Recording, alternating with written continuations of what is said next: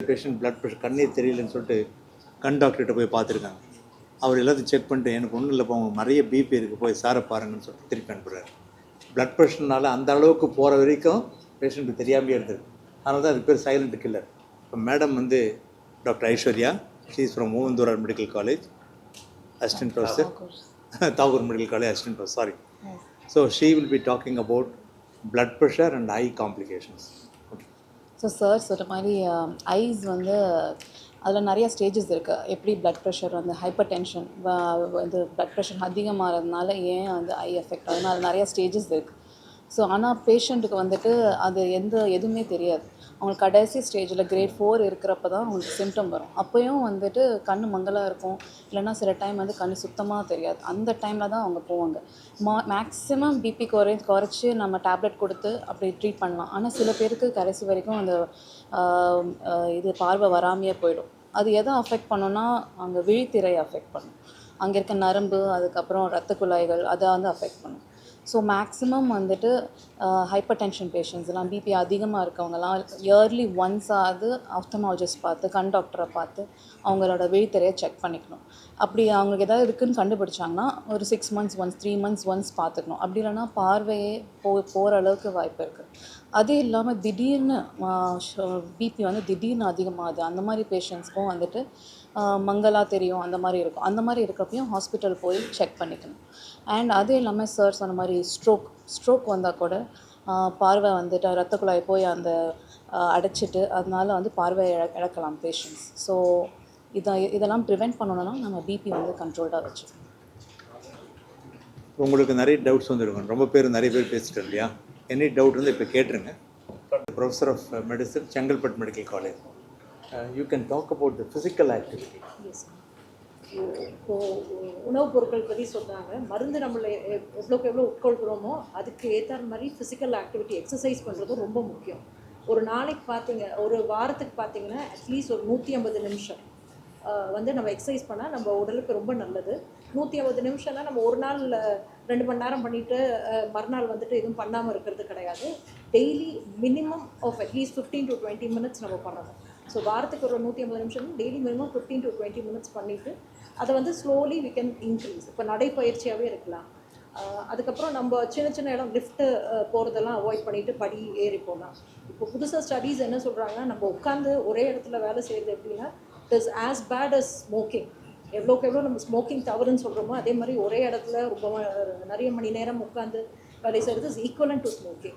So அது தடுக்கணும்னா நம்ம exercises just small simple exercises like walking, brisk walking daily for at least ½ an hour 5 days a week பண்ணாலே போதுமானது.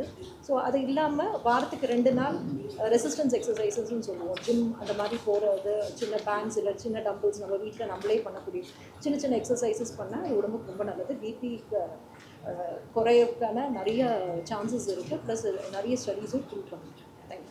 மே மாதம் 17ஆம் தேதி உலக இரத்த அழுத்த நினைவூட்டுதல் தினம். நினைவூட்டுறது ஏன் முக்கியம்னா, இது ஒரு சைலண்ட் கில்லர் டிசீஸ். அமைதியாக இருந்து ஆளை காலி பண்ணிடும்.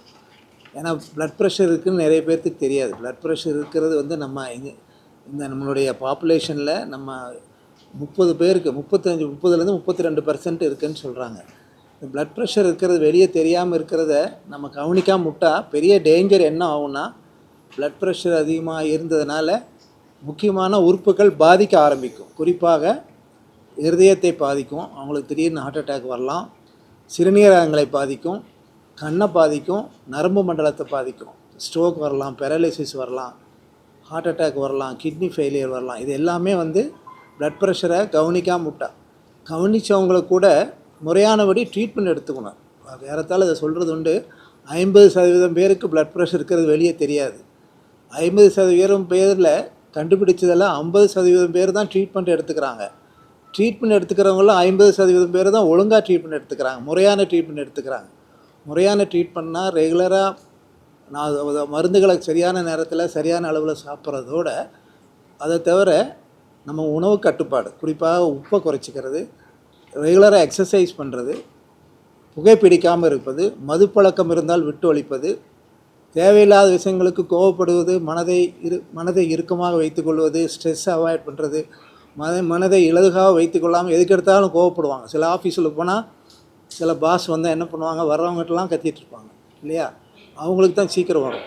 அது மாதிரி மனதை இலகுவாக வச்சுக்கிறதுக்கு நம்ம எல்லோரும் மனதை ஒருமுகப்படுத்த வேணும். அதுக்கு தான் வந்து இன்றைக்கி யோகா அப்படிங்கிறத நம்ம நாடு வந்து அந்த காலத்துலேயே அதை பயன்படுத்தியிருக்காங்க. யோகா கலை அது வந்து ஒரு one way of relaxation of mind. அது மாதிரி நான் ஃபார்மக்கலாஜிக்கல் மெத்தட் அப்படின்னு சொல்கிறது உடல் எடையை குறைச்சிக்கிறது, எக்ஸசைஸ் பண்ணுறது, யோகா பண்ணுறது, இந்த மாதிரி நான் சொன்ன பழக்க வழக்கங்களை விட்டு ஒழிப்பது. இதன் மூலமாக நம்ம ப்ளட் ப்ரெஷரை சரியாக எடுத்துக்க முடியும். எல்லாருக்குமே நம்ம ஆரோக்கியமாக இருக்கணும் தான் நினைக்கிறோம். ஒவ்வொரு முறையும் பிபி பார்க்குறதுக்கு ஒரு டாக்டர் வீட்டில் போய் உட்காந்து 1/2 மணி நேரம் அப்பாயின்மெண்ட் வாங்கி உட்காந்து ஃபீஸ் கொடுத்து வர முடியாது. அதனால் நம்ம எல்லாருமே வீட்டிலே வந்து ஒரு ப்ளட் ப்ரெஷர் அப்பாராட்டஸ் வாங்கி வச்சுக்கணும். ப்ளட் ப்ரெஷர் அப்போஸ் இப்போல்லாம் வந்து எலக்ட்ரானிக்ஸில் ஒரு 1000 ரூபாய் 1500 நல்ல ஹோம் ரெக்கார்டிங்காக ப்ளட் ப்ரெஷர் நாமே பார்த்துக்கிற அளவுக்கு ப்ளட் ப்ரெஷர் அப்பாராட்டஸ் நம்ம வீட்டிலே இருந்தேன்னா தூங்கி எந்திரிச்சோன்னே காலையில் எடுக்கிற ப்ளட் ப்ரெஷர் தான் கரெக்டான ப்ளட் ப்ரெஷர். ஈவினிங் எடுக்கிறது வந்து அதிகமாக இருக்கும். ஸோ நம்ம மாத்திரைகளை நம்ம கரெக்டாக போடுறோமான்னு பார்த்துக்கிறதுக்கு தூங்கி எந்திரிச்சோன்னையும் நானே வந்து வீட்டில் ஒரு பிபி அப்பாராட்டஸ் வச்சுருக்கேன், எனக்கு நானே பார்த்துக்குவேன். ஸோ ப்ளட் ப்ரெஷர் பார்க்குறதுக்கு நம்ம வீட்டிலே ஒரு அப்பாராட்டஸ் வாங்கி வச்சுக்கிறது, டாக்டர்கிட்ட போங்கிற அவசியத்தை வரைக்கும் கொடுக்குற மருந்துகளை சரியாக எடுக்கணும். சரியாக எடுக்கலைன்னா அந்த உறுப்புகள் பாதிப்பு வரும். நான் கிட்னி டாக்டருங்கிற முறையில் நான் பார்க்குற ஒவ்வொரு பேஷண்ட்டுக்கும் ப்ளட் ப்ரெஷர் நானே பார்ப்பேன். எல்லா கிட்னி பேஷண்ட்ஸுக்கும் ப்ளட் ப்ரெஷர் வரும். ப்ளட் ப்ரெஷர் என்ன காரணத்தினால வந்தாலும் கிட்னியை பாதிக்கும்.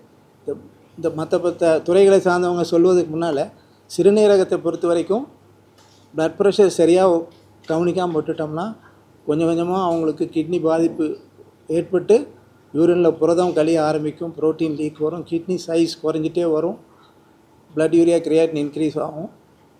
அல்டிமேட்டாக அவங்களுக்கு வந்து நிரந்தர சிறுநீரக செயலிழப்பு, அதாவது கிரானிக் கிட்னி ஃபெயிலியர் நாங்கள் சொல்லுவோம். எனக்கு வர டயாலிசிஸ் பேஷண்ட்ஸில் ரொம்ப முக்கியமான பேஷண்ட்ஸ் எங்கேருந்து வருவாங்கன்னா சுகர் பேஷண்ட்ஸ் தான் நிறைய பேர் கிட்னி ஃபெயிலியர் வரும். அதுக்கு அடுத்தபடியாக வந்து ஹை ப்ளட் ப்ரெஷர்னால் வர்றவங்க தான் நிறைய பேர் கிட்னி பேஷண்ட்ஸ் வருவாங்க. இந்த கிட்னி ஃபெயிலியர் ஆகிறத தடுக்கணும்னு சொன்னால் ஆரம்ப காலத்தில் ப்ளட் ப்ரெஷர் கண்டுபிடிச்சி ப்ளட் ப்ரெஷர் மெடிசின்ஸை சரியாக எடுத்துகிட்டு ரெகுலராக செக் பண்ணிகிட்டே இருந்தால் கிட்னி ஃபெயிலியர் வருவதை தவிர்க்கலாம். வந்த பிற்பாடு அதை கட்டுப்படுத்தலாம், குணப்படுத்துறதுக்கு கூட வாய்ப்புகள் உண்டு ஆரம்ப காலத்தில் கண்டுபிடிச்சா. அதனால் நம்ம எல்லாருமே ப்ளட் ப்ரெஷர் இருக்கிறவங்க எல்லாருமே வந்து நம்ம முழு உடல் பரிசோதனை, எல்லோரும் நம்ம 30 வயசுக்கு மேலே ஆகிட்டாலே ஆண்டுக்கு ஒரு முறை ஒரு முழு உடல் பரிசோதனை பண்ணிக்கணும். ஒவ்வொரு பிறந்த நாளை கொண்டாடும் பொழுது நம்ம கேக் வெட்டுற போது புது துணி வாங்குற மாதிரி ஒரு மாஸ்டர் ஹெல்த் செக்கப் பண்ணணும். மாஸ்டர் ஹெல்த் செக்கப் பண்ணோம்னா இந்த மாதிரி பல விஷயங்களை நமக்கு நாமே கண்டுபிடிச்சிக்க முடியும்.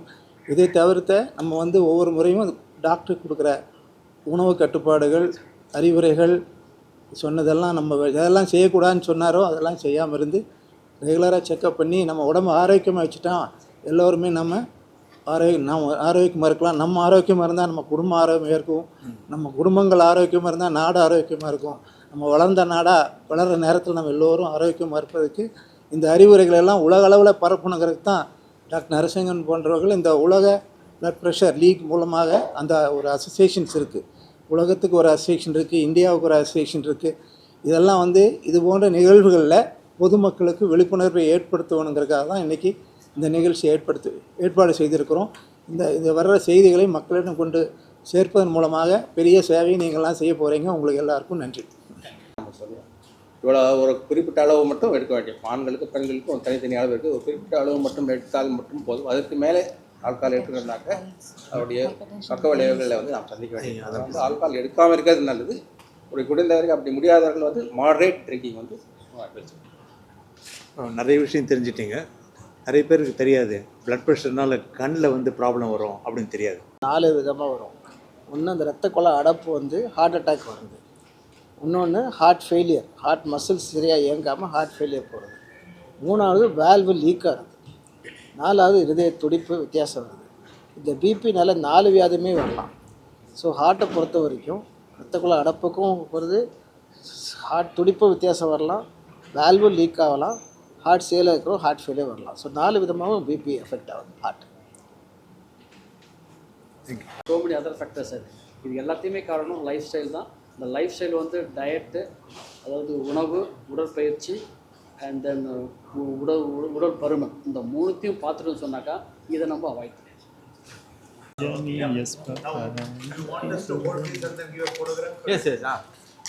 அப்படியே பிளக்கார்டு இல்லை, பிளக்கார்டு அப்படி கையில் இருக்கும் சார். Ready sir, ready.